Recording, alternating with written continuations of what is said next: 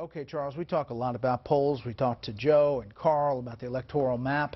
Your sense of the state of this race and where things are? Look, I think the macro view, and the one that's sort of the simplest, is that Romney got nothing out of Tampa.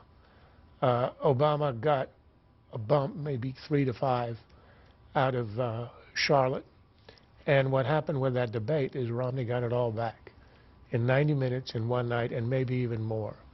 I think it's very telling. The Pew poll actually has Romney ahead slightly beyond the margin of error. And we were talking about the ones who are extremely likely to vote. Romney, among all the voters who are extremely likely to vote, is up by 6, and 3 weeks ago he was down by 3. That's a 9-point swing among people who will surely be out there on Election Day.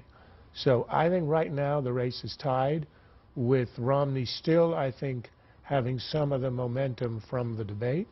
And I think the rest of this story will be determined by the remaining debates. Obama is trying to throw a lot of money at negating the effect of the debate by calling Romney a liar, which is interesting after a string of other excuses: weak moderator, the stresses of office, and the demands like appearing on The View and raising a lot of money in Hollywood, and of course altitude. So now it's that Romney is a liar, and Obama was so shocked by the lies that he couldn't speak on his own. So now it's the wit of the staircase expressed in the commercials. And quickly, Charles, to Joe Trippi's point earlier, polls are flashes in time. When you get the call, you say, who do you identify with now? Not, are you a Republican? Are you a Democrat? Which party do you identify with at this moment? Well, look, everybody understands it's not a predictor of Election Day, but it tells you, if you compare today with yesterday and the week before, what you see in the Gallup is Obama was ahead before the convention, and they're now tied. So you see actual, it isn't only static, it shows the movement if you compare A and B and C. And the movement obviously is to Romney, and if he keeps it up, he'll win.